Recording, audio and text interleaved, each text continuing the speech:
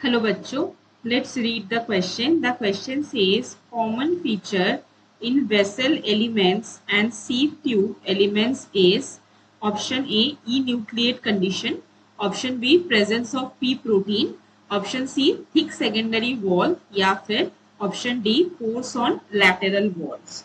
तो इस क्वेश्चन में हमारा की कंसेप्ट है vascular system in plants. तो प्लांट में हमको मेजरली दो टाइप के वस्क्यूलर सिस्टम देखने को मिलता है. वाटर कंडक्शन के लिए प्लांट में प्रेजेंट होता है जाइलम टिश्यू एंड फूड के ट्रांसपोर्ट के लिए प्रेजेंट होता है फ्लोएम टिश्यू. अब यहाँ पे कुछ कुछ कंडीशंस के बारे में बात किया गया है. एक तो है वेसल एलिमेंट एंड दूसरा है सीव ट्यूब.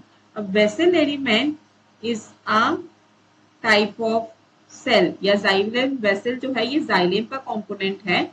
और जबकि हम सीव ट्यूब के बारे में अगर बात करें तो this is a part of the phloem tissue. Xylem vessel water transport में मदद करता है, सीव ट्यूब जो है फ्लोएम में फूड ट्रांसपोर्ट में मदद करता है.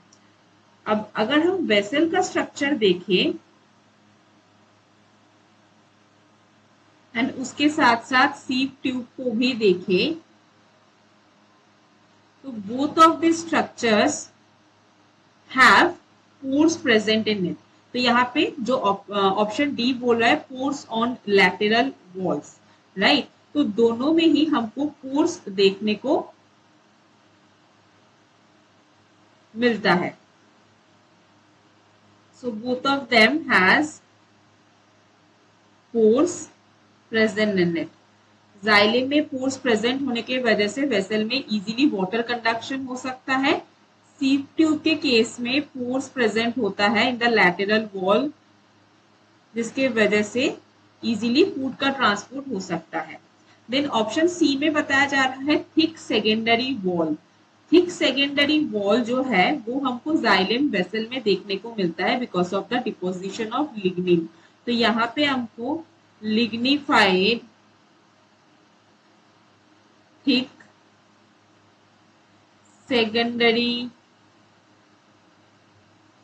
वॉल देखने को मिलता है जो कि एब्सेंट है फ्लोएम के सेल्स में या फिर सीव ट्यूब में.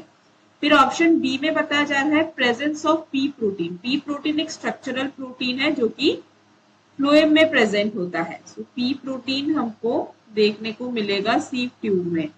पी प्रोटीन प्रेजेंट, जबकि जाइलम के कंपोनेंट्स में पी प्रोटीन प्रेजेंट नहीं होता तो वेसल में भी एब्सेंट होता है ये चीज.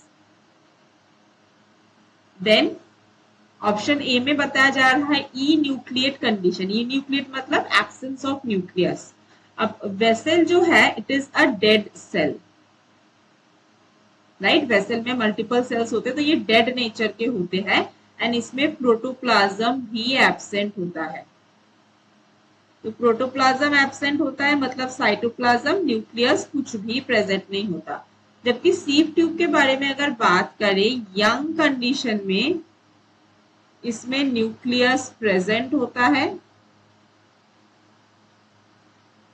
और जब ये मैच्योरिटी पे पहुंचता है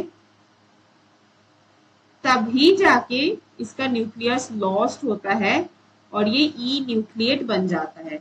तो दैट मीन्स यहाँ पे हम देख पा रहे कॉमन पॉइंट है बोथ में ही पोर्स जो है प्रेजेंट होता है at all the time, right. So that means इस क्वेश्चन में हमारा correct answer will be option D pores on lateral walls. I hope आपको ये कंसेप्ट अच्छे से समझ आया होगा. All the best.